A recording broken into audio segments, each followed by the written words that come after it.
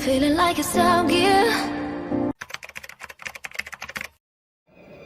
मधुमिता पांडे 22 साल की थी जब उन्होंने पहली बार तिहाड़ जेल में कदम रखा था रेपिस्ट का इंटरव्यू लेने के लिए।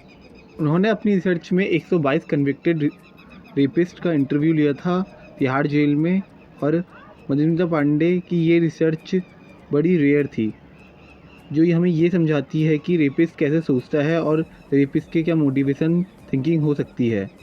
और ये समझना हमारे लिए इसलिए ज़रूरी है क्योंकि इस मुद्दे पर कोई बात ही नहीं करता है।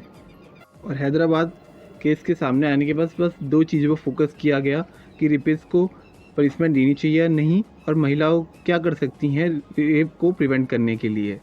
जैसे हैदराबाद केस की बाद तेलंगाना गवर्नमेंट ने एक एडवाइजरी दी जिसमें कहा महिलाओं को हमेशा क्राउडेड एरिया में रहना चाहिए और कभी भी घबराना नहीं चाहिए पुलिस को कॉल करने में।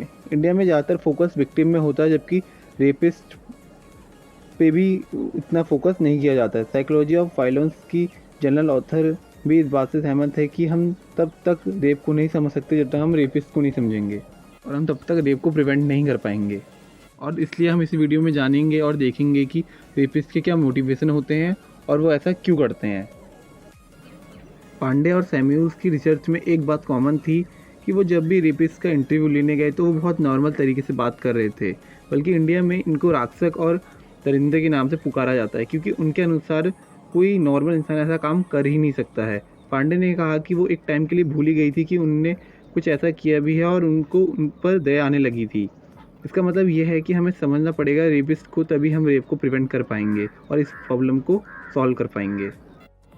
नो रिमोर। कई रिसर्चर्स का ये कहना है कि दिखाई दिए कि रेपिस्ट पछतावा ही नहीं करते और सारा ब्लेम विक्टिम पर ही डाल देते हैं। Mary Koss, professor of public health, ने जब कई रेपिस्ट का इंटरव्यू लिया तो उन्होंने पाया कि जब उनसे पूछा गया कि उनने ज़बरदस्ती की तो उनने हाँ कहा, पर जब उनसे रेप के बारे में पूछा गया तो उनने ना किया। इनके बहुत सारे रीज़न हो सकते हैं। पांडे की रिसर्च में देखा गया कि जो रेपिस्ट हैं वो कई बार अपने आप को समझा लेते हैं कि जो रियलिटी में हुआ वो रियलिटी से काफ़ी अलग है।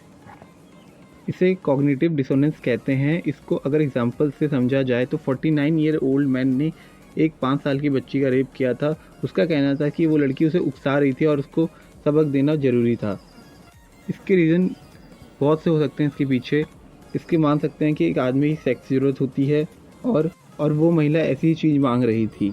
इसी को जानने के लिए मधुमिता ने और कॉन्विक्ट का भी इंटरव्यू लिया जो तिहाड़ जेल में ही थे। पांडे ने 65 मर्डर्स का इंटरव्यू लिया, इसमें ज़्यादातर अपने आप को ही ब्लेम करते नज़र आए, क्योंकि ये ऐसा भी हो सकता है क्योंकि सामने विक्टिम की उस टाइम बॉडी ही नहीं होती है तो वो अपने आप को बहुत अकाउंटेबल फील करते हैं।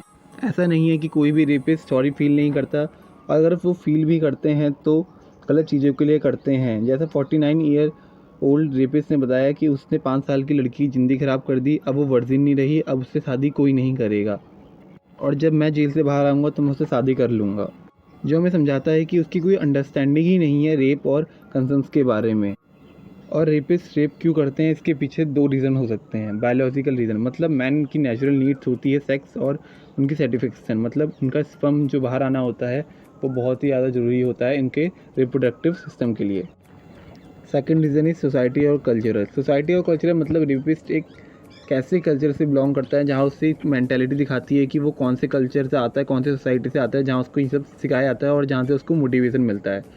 इंडिया रेपिस्ट ज़्यादा सिक्योर फील करते हैं क्योंकि यहाँ पर लोगों को अपनी इज्जत की ज़्यादा पड़ी होती है, ना कि रेप की।